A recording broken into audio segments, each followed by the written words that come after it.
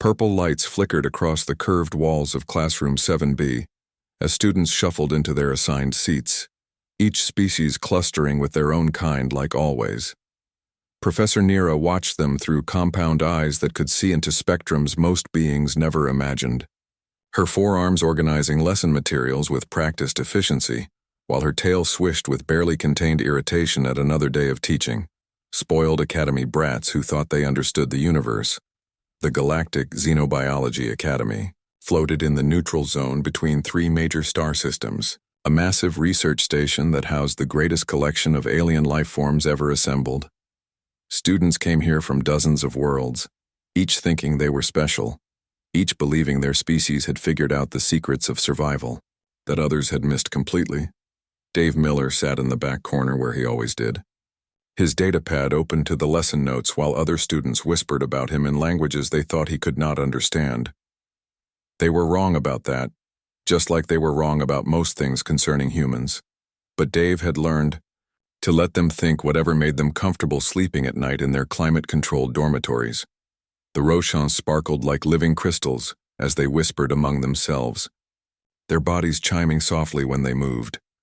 The Vorthax kept their scales polished to mirror brightness, showing off their natural speed by twitching from position to position faster than most eyes could follow. A few Altonian students sat perfectly still like their professor, their compound eyes taking in everything while their multiple arms remained folded in meditation poses that looked peaceful, but felt calculated.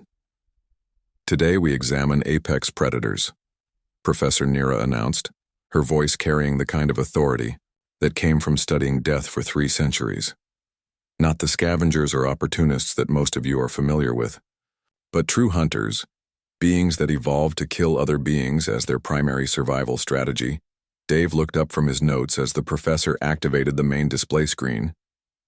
A massive containment chamber materialized in the center of the classroom, energy barriers humming with enough power to contain a small warship. Inside the transparent aluminum walls, something moved with liquid grace that made every instinct in Dave's brain start paying attention. The Shadow Maw was 12 feet of pure killing machine, its body covered in armor plates that shifted from black to deep purple depending on the angle of light. 6 legs ended in claws that could slice through battle steel like paper, while its head bore forward-facing eyes that marked it as a hunter rather than prey. When it moved, there was no wasted motion, every muscle working in perfect coordination like a biological weapon designed by evolution itself. This specimen comes from Tempest 4, Professor Nira continued, ignoring the nervous shuffling from her students. A gas giant where gravity is 3 times galactic standard, and the atmosphere contains toxins that would kill most of you in seconds. The Shadow Maw species dominated their world for 15 million years before we made first contact. Dave watched. The creature paced its containment field with the kind of restless energy that spoke of intelligence, frustrated by captivity. Its movements followed patterns that looked random, but were actually complex hunting strategies, the kind his grandfather had taught him to recognize in Earth's big cats during those long summers in Montana, when the world still felt wild. The remarkable thing about Tempest 4, the professor was saying, is that it produced no prey species, larger than small rodents. The Shadow Maws achieved apex status by hunting each other. Every member of their species is both predator and potential prey, creating an evolutionary pressure that... A soft chiming sound interrupted the lecture as Rocha students began vibrating with anxiety. Dave's eyes moved from the creature to his data pad, where his scanner was picking up energy fluctuations. In the containment field that the professor's equipment had missed, the readings showed microfractures spreading through the barrier generators, tiny flaws that would be invisible to most sensors but were growing larger with each passing moment. "Professor," Dave said quietly, his voice carrying just enough to reach the front of the classroom without startling anyone. "The containment field is showing stress fractures." Professor Nira's compound eyes fixed on him with the kind of attention that made most students shrink back in their seats. "Human, your species has been part of galactic civilization for less than 50 years. Our containment technology has been tested and proven over centuries." Dave kept his voice level and respectful, even though his grandfather had taught him that respect. meant speaking truth regardless of consequences. Yes, ma'am. But the harmonics are off by 0.03% and getting worse.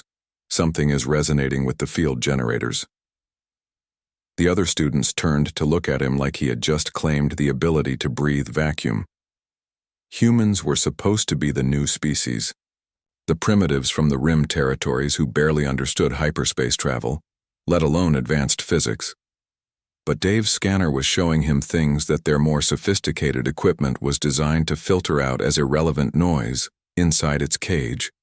The Shadow Maw had stopped pacing and was now standing perfectly still.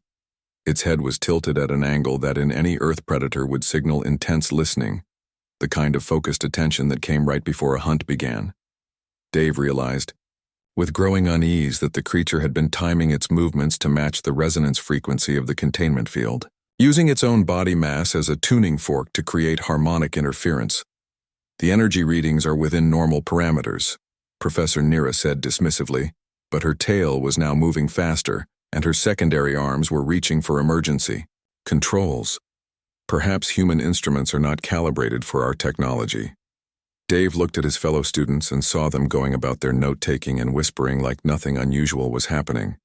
They trusted their technology completely, had grown up in a civilization where energy barriers and force fields made dangerous things safe for study and observation.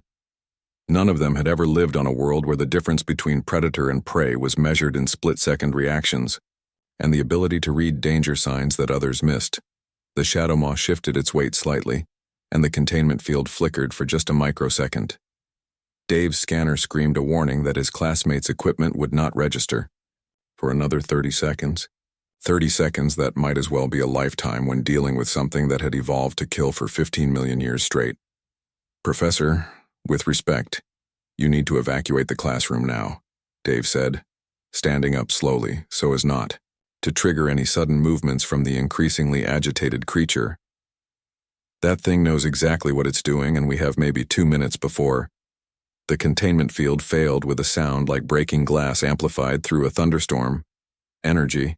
Barriers collapsed in a cascade of sparks and overloaded circuits while alarms began shrieking warnings that came far too late to matter. The Shadow Maw exploded from its cage in a blur of motion that proved everything Professor Nira had taught about apex predators was completely accurate and utterly useless when facing the real thing. Chaos erupted as 43 different species discovered that millions of years of civilization meant nothing when a true predator decided it was hunting time. Students screamed in frequencies that ranged from subsonic to ultrasonic while they scrambled for exits that suddenly seemed impossibly far away from their seats. Dave remained standing in the back of the classroom, his eyes tracking the Shadow Maw's movements with the kind of focused attention his ancestors had used to survive ice ages and volcanic winters.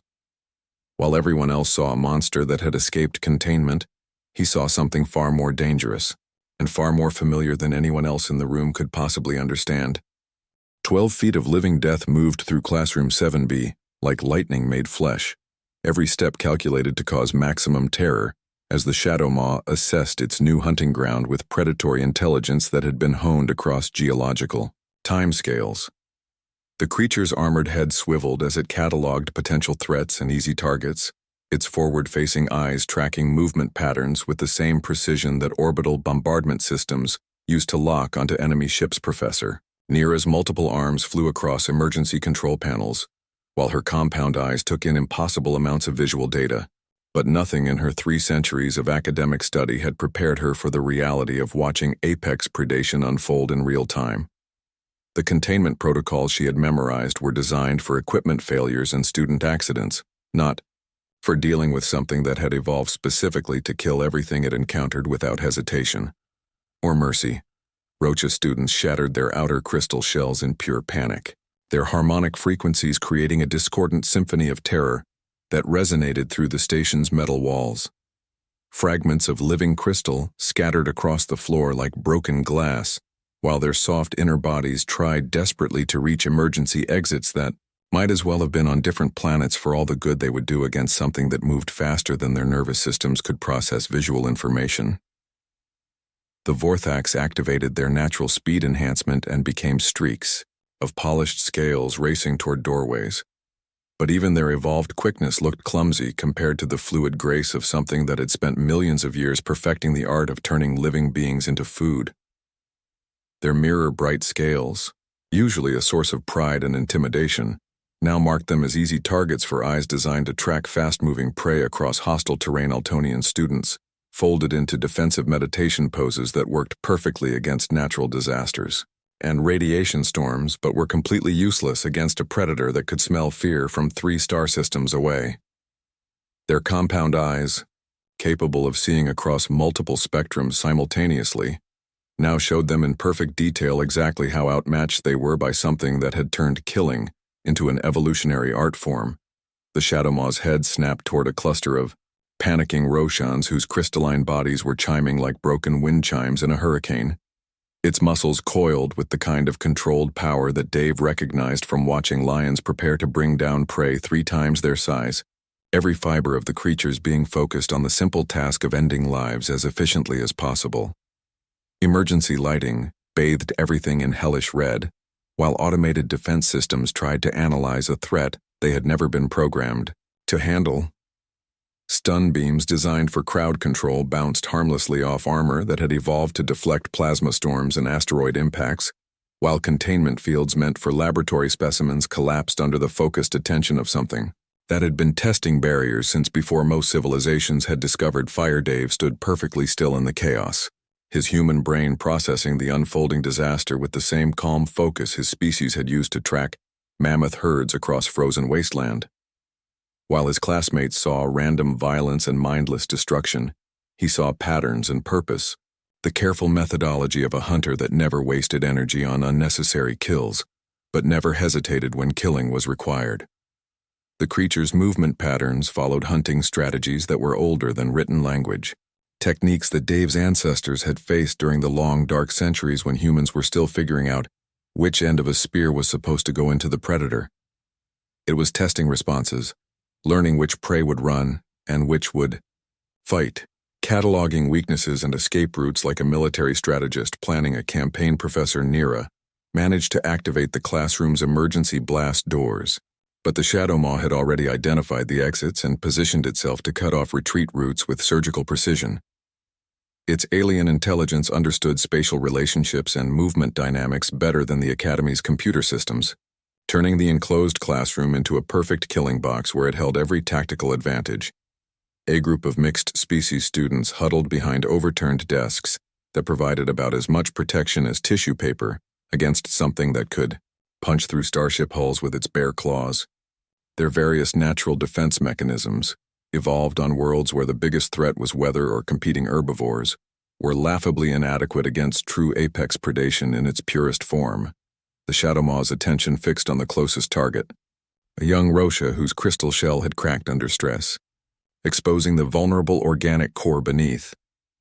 Dave watched the creature's pupils dilate as its hunting instincts locked onto wounded prey, every muscle in its body preparing for the lightning-fast strike that would end the chase before it even began. Time seemed to slow as the predator gathered itself for the killing lunge, its 6 legs finding perfect purchase on the metal floor, while its claws extended to their full deadly length. Dave could see the exact moment when the creature committed to its attack pattern, the microsecond when its entire being focused on transforming a living student into fresh meat. The Academy's automated medical systems were already calculating casualty projections and preparing emergency surgical protocols, but their response times were measured in minutes while the Shadowmaw operated on a timescale of milliseconds. Drone medics and security bots were mobilizing throughout the station, but they would arrive to find either an empty classroom or a crime scene that would haunt galactic civilization for generations to come. Dave felt something ancient stirring in his DNA, genetic memories of times when his ancestors had faced similar creatures across ice fields and burning savannas, the same focused calm that had allowed humans to outlast ice ages and supervolcanic winters, the steady heartbeat of a species that had never learned to accept extinction as inevitable. The Shadowmaw's muscles bunched for its killing strike, but something in its peripheral vision made it pause for just a fraction of a second. Its head turned slightly, predatory attention, shifting from certain prey to potential threat. Instincts that had kept its species alive for 15 million years suddenly warning of something unusual in the chaos of the classroom. Dave took a single step forward into the creature's line of sight, moving with deliberate slowness that spoke a language older than spaceflight or stellar civilization. His posture radiated the kind of controlled confidence that came from genetic memories of standing ground against saber-toothed cats and dire wolves. The upright stance of a species that had earned its place at the top of Earth's food chain through stubborn refusal to accept defeat. The shadow maw froze completely, its alien senses detecting something that did not fit the normal patterns of prey. Behavior. Every other being in the room was broadcasting terror and submission through body language and biochemical signals. But this small bipedal creature showed none of the markers that triggered hunting reflexes. Instead of fear scent and panic hormones, Dave's body was producing the subtle chemical signatures of a predator evaluating another predator, pheromones, that spoke of confidence earned through countless generations of surviving in a universe that did not care whether any species lived or died. His heartbeat remained steady at the kind of controlled rhythm that apex predators use to conserve energy during extended hunts. The classroom fell silent except for the sound of panicked breathing and the low hum of failing electronic systems, while two products of completely different evolutionary paths found themselves locked in a moment of mutual recognition that transcended species barriers and stellar distances. Silence stretched between Dave and the shadow maw like a bridge built from tension and ancient understanding, while 42 other species held their breath and wondered if they were about to witness the first recorded case of a human being torn apart by galactic civilization's most feared predator. The creature's head tilted slightly in a gesture that might have been curiosity in a domesticated animal, but in an apex hunter represented careful evaluation of something that defied all logical categorization. Dave's eyes never left the shadow maw's gaze as he took another measured step forward, each movement carrying the same deliberate weight that his grandfather had used when approaching wild mustangs in the Montana high country. There was no aggression in his posture, no challenge or threat display, only the calm presence of something that belonged in the same ecological niche and understood the rules that govern survival at the top of the food pyramid. The shadow maw's enhanced senses were reading chemical and biological data that contradicted everything its instincts had learned about prey species during 15 million years of evolution. This small biped showed none of the biochemical markers that triggered predatory responses, no stress hormones or fear pheromones, no elevated heart rate or defensive posturing that marked it as something to be hunted and consumed. Instead, Dave's body was broadcasting signals that the creature's alien nervous system recognized from encounters with its own kind. The controlled aggression and confident bearing that apex predators use to communicate territorial boundaries and mutual respect. His forward-facing eyes maintained steady contact without the submissive blinking that prey species use to signal surrender, while his upright posture radiated the kind of genetic confidence that came from never having ancestors who died running away. Professor Nira watched through her compound eyes as her entire understanding of interspecies biology collapsed in real time. Every academic model she had studied suggested that humans, despite their primitive technology and recent entry into galactic civilization, should be triggering immediate predatory responses from something like a shadow maw. Instead, she was witnessing what appeared to be a conversation conducted in body language older than spoken communication. The other students pressed themselves against walls and emergency exits, their various sensory organs picking up subsonic vibrations and electromagnetic fluctuations that suggested they were observing something unprecedented in the recorded history of xenobiological interaction.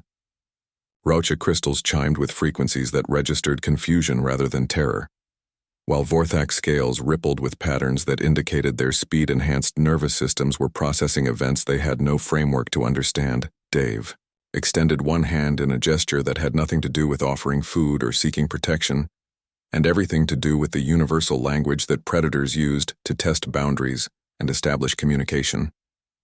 His palm faced downward in the neutral position that hunters throughout the galaxy recognized as neither threat nor submission, but simple acknowledgement of shared status in the natural order. The shadow maw's nostrils flared as it analyzed the complex chemical mixture that surrounded Dave's extended hand, finding traces of metal and machinery mixed with organic compounds that told the story of a species that had learned to use tools without losing the fundamental characteristics that marked it as predatory. There were no traces of herbivore digestive chemistry, no cellular markers that indicated a diet based on vegetation or scavenged protein. What the creature's enhanced senses detected instead was the biochemical signature of something that killed its own food and had been doing so for geological time periods. Cellular evidence of a metabolism designed around consuming other living things that had been hunted and brought down through direct confrontation.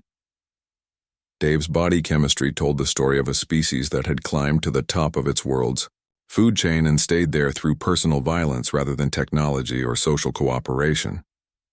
The shadow maw took a tentative step closer, its movement pattern shifting from hunting stalker to cautious investigator. Its 6 legs moved with fluid grace that spoke of perfect balance and instant acceleration capability. But the aggressive crouch had been replaced by something resembling the neutral stance that Dave's own body language was projecting. "Easy there, Hunter," Dave said quietly, his voice carrying tones that somehow transcended species barriers and linguistic differences to communicate meaning on levels that bypassed conscious thought.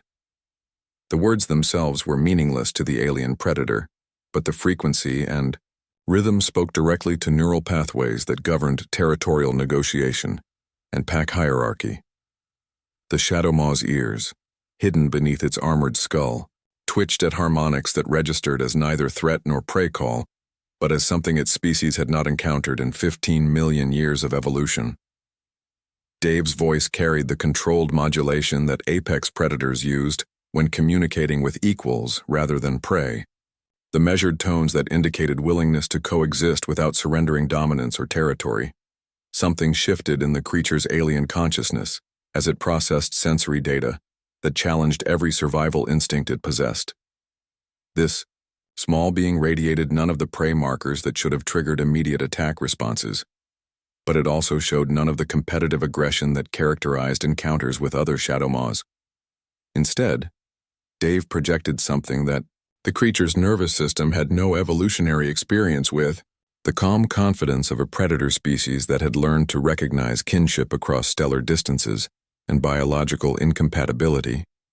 His stance communicated respect without submission, acknowledgement without challenge, the kind of mutual understanding that could only exist between beings that had earned their positions through personal competence rather than inherited advantage. The massive predator made a decision that surprised even its own alien psychology, as it slowly lowered its armored head and sank into a resting position that spoke of relaxation rather than preparation for further violence. Not submission, which would have been impossible for something that had never been prey to any other species, but the comfortable alertness of a hunter that had found something worthy of respect. Dave placed his hand on the creature's snout with the same careful deliberation he had used for every other movement, feeling armored skin that was warm with internal body heat and textured with microscopic sensory organs that were analyzing his touch for threat indicators or territorial claims. The shadow maw's rumbling shifted from the threatening frequencies that had terrified an entire classroom to something that resembled the contented sounds that Earth's big cats made when acknowledging Pac Bond's emergency response teams finally arrived at Classroom 7B to find a scene that would require complete revision of every xenobiological textbook in galactic circulation. The Academy's most feared specimen was sitting calmly beside the only human student, both of them watching the doorway with the patient alertness of sentries who had found common ground in the ancient brotherhood of successful predators. Professor Nira's multiple arms trembled as she realized that everything her civilization believed about humans and their place in galactic society was based on fundamental misunderstandings about what it meant to be apex predators in a universe where true hunters recognized each other regardless of the stellar distances that separated their evolutionary origins. Minutes crawled by like hours while Dave and the Shadow Maw maintained their impossible alliance in the wreckage of Classroom 7B, their shared understanding creating a bubble of calm in the center of chaos that no amount of academic training could explain. Emergency teams clustered around the doorway like tourists at a zoo exhibit, their various species united in complete bewilderment at witnessing something that challenged every assumption they had made about humans and their place in galactic civilization. The creature's massive head rested against Dave's palm with a gentleness that seemed impossible for something that had been designed by evolution to tear apart anything it encountered. But Dave could feel the incredible tension in those neck muscles and knew that this calm was a choice rather than weakness. The Shadow Maw was allowing this contact, permitting this strange bipedal alien to touch armor that had deflected plasma cannon fire and meteoric impacts. Dave spoke in the same quiet tones that had somehow bridged 15 million years of evolutionary separation, his words carrying meanings that transcended language barriers and species differences to communicate on levels that bypassed conscious thought entirely. You understand, don't you? We're the same kind of crazy, just from different neighborhoods. The Shadow Maw's response was a low rumble that vibrated through its chest cavity and into Dave's hand. Frequencies that registered as neither threat nor submission, but as something approaching recognition. Its alien consciousness was processing concepts that its species had never encountered before. The idea that apex predators could exist in forms other than its own perfect killing machine.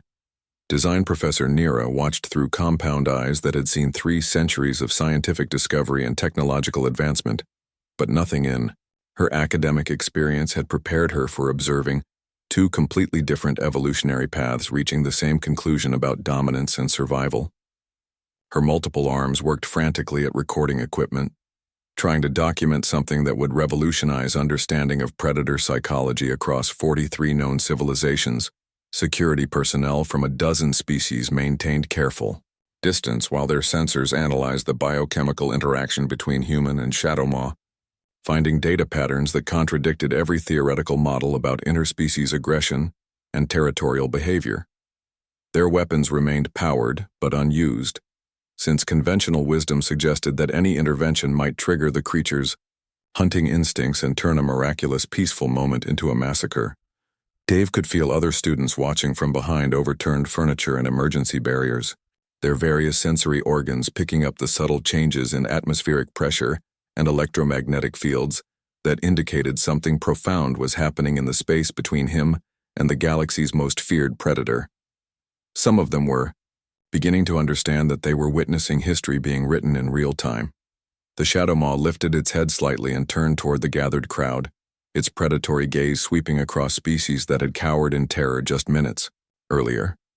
But instead of triggering fresh panic, its movement seemed almost protective, positioning itself between Dave and potential threats in a gesture that spoke of pack loyalty rather than individual dominance.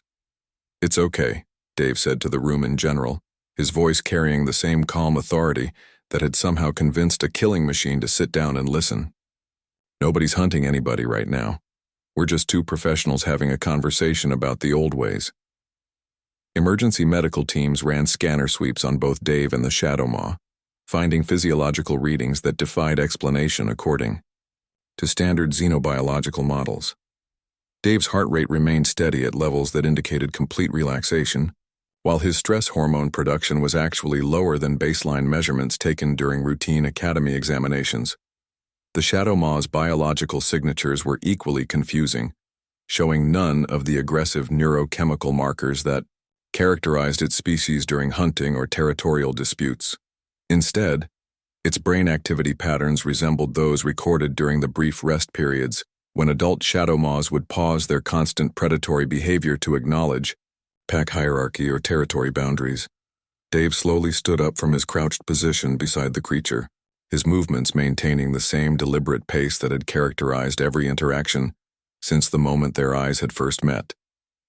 The Shadow Maw watched him rise but made no attempt to follow, content to remain in its relaxed position while keeping its alien gaze fixed on the crowd of observers. "Professor," Dave said, addressing Nira with the same respectful tone he had used throughout the semester, despite her obvious discomfort with having a human in her advanced xenobiology courses.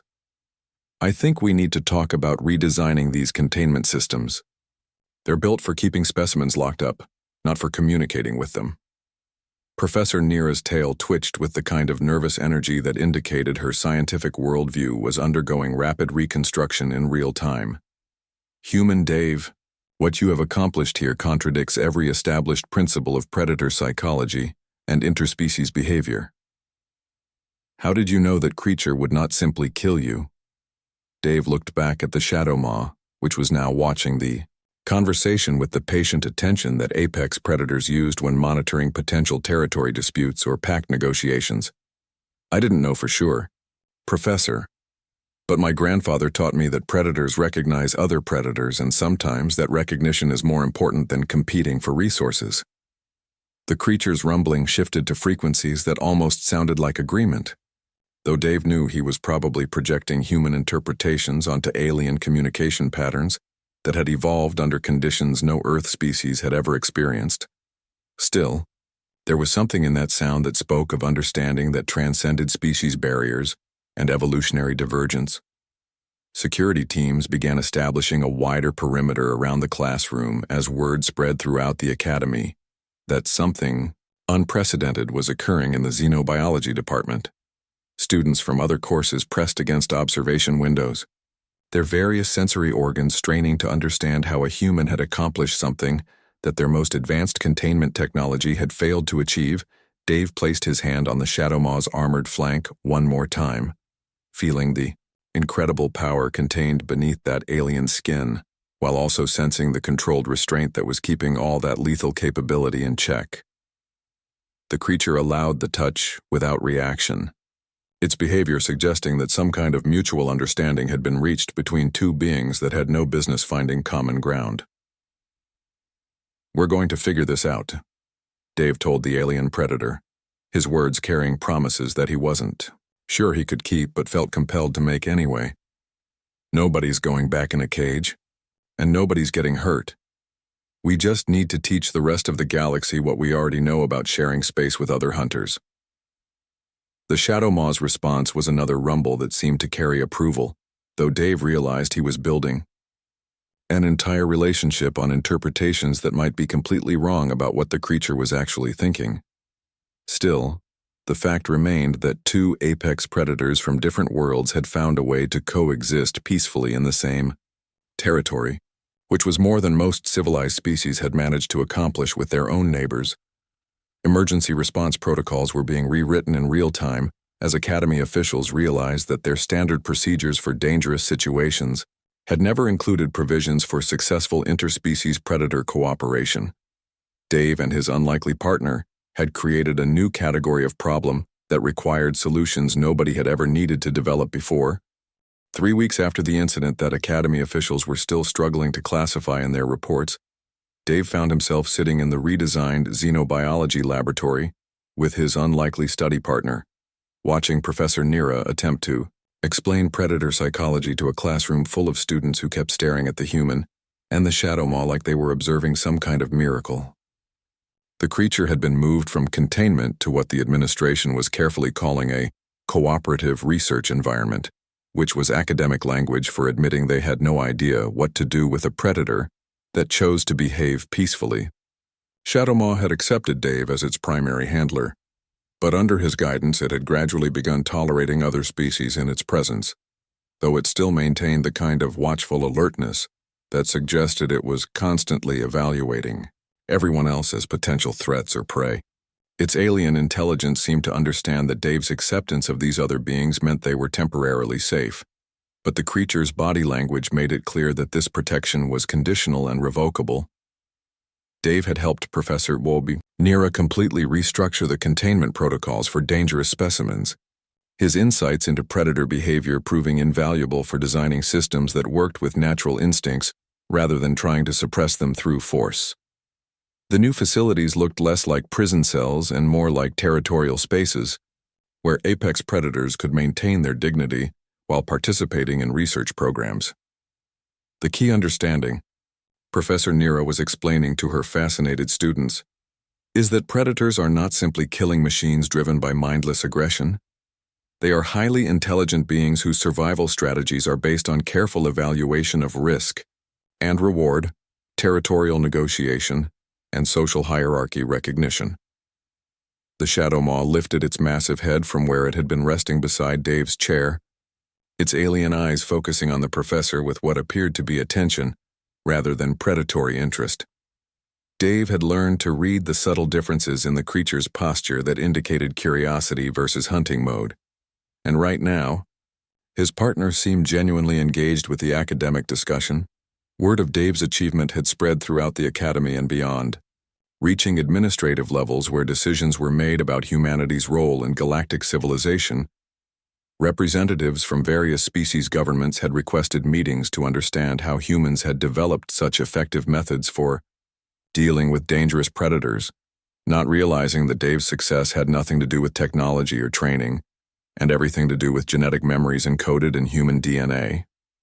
The other students in the class had slowly begun approaching Dave with questions about his species and their homeworld, their initial fear replaced by curiosity about beings who could apparently communicate with apex predators through methods that seemed almost magical to civilizations that had long ago forgotten what it meant to earn survival through personal competence rather than inherited advantage. Dave asked a young Rocha, whose crystal shell still bore the stress fractures from that terrifying day 3 weeks earlier. How did your people learn to understand creatures like this? Did your planet have similar predators? Dave looked at the Shadow Maw, which was now watching the conversation with what he had learned to recognize as its version of amusement, though he was still guessing about most of the creature's emotional states. Earth had lots of predators, but they were all smaller than us once we figured out tools and teamwork. The thing is, we never stopped being predators ourselves, so we understand the mindset. Professor Nira's compound eyes focused on Dave with the intensity she usually reserved for particularly interesting research specimens.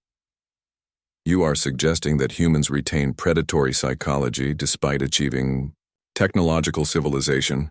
Most species lose their aggressive instincts once they develop advanced social structures. The Shadow Maw made a sound that Dave had started thinking of as alien laughter, though he knew he was probably anthropomorphizing. Behavior that had evolved under completely different selective pressures. Still, there was something in the creature's response that suggested it found the professor's comment as amusing as Dave did. We never really stopped hunting, Dave explained, trying to put concepts into words that his classmates could understand without making his own species sound like bloodthirsty savages. We just started hunting different things, problems, mysteries, new territories, but the basic psychology is still there, which is why we recognize it in others. Academy officials had quietly begun consulting Dave on other containment situations involving dangerous specimens, though they were careful to frame these requests as educational opportunities rather than admitting that a first-year human student had solved problems that their xenobiology experts had been struggling with for decades. His success rate with previously unmanageable predators was becoming legendary among the staff. The Shadow Maw had become something of a celebrity throughout the station, though it seemed completely unaware of its fame, and continued to focus its attention primarily on Dave and the small circle of beings that Dave had gradually introduced as acceptable pack members. Its behavior suggested that it viewed the Academy as Dave's territory, making it neutral ground where other species could be tolerated, as long as they respected established boundaries. Dave's academic performance in other courses had improved dramatically once his classmates stopped treating him like a dangerous curiosity and started recognizing him as someone who might have useful insights into subjects they had never considered from a predatory perspective. His analysis of territorial behavior patterns and resource competition dynamics brought fresh viewpoints to fields that had become overly theoretical. The remarkable thing, Professor Nira continued her lecture, is that this interspecies cooperation appears to be based on mutual recognition of shared ecological niches rather than traditional dominance hierarchies or resource negotiation. Both species acknowledge each other as apex predators without feeling the need to compete for supremacy. The Shadow Maw stretched its 6 legs in a motion that Dave had learned indicated contentment rather than preparation for action, its massive form radiating the kind of relaxed confidence that came from knowing it could handle any threat, but not expecting to encounter any in its current environment. Dave scratched behind what he hoped were the creature's ears, feeling armored skin that was warm with alien blood and textured with sensory organs. He was still learning to identify. Students from other species had begun requesting transfers into Professor Nira's xenobiology courses, not because they were particularly interested in studying alien life forms, but because they wanted to observe the ongoing relationship between the human and the Shadow Maw. Their reports to friends and family were spreading Dave's reputation throughout the galactic community as someone who had accomplished the impossible. Dave knew that his success had as much to do with luck and timing as it did with any special understanding of predator psychology. But he also understood that humans were going to be judged by his example whether he liked it or not. His species was gaining a reputation as beings who could handle situations that other civilizations found impossible, which came with both opportunities and responsibilities he was still learning to navigate. The Academy's research programs were being restructured around the new paradigm of cooperative predator studies, with Dave and the Shadow Maw serving as the template for future interactions with dangerous specimens. Their partnership had proven that apex predators from different evolutionary backgrounds could find common ground based on shared recognition of each other's competence and territorial rights. As the class period ended, and students began filing out of the laboratory, the Shadow Maw remained beside Dave's chair like a living reminder that the universe was full of mysteries that could only be solved through understanding rather than force. Their unlikely friendship had taught the galaxy that predators were not monsters to be feared and contained, but fellow travelers on evolution's journey toward intelligence and survival. Dave packed his notes into his datapad, while his alien partner watched the departing students with the patient alertness of a sentry maintaining guard duty, both of them comfortable in the knowledge that they had found their place in a cosmic order that was vast enough to accommodate different approaches to the ancient business of staying alive in an unforgiving universe.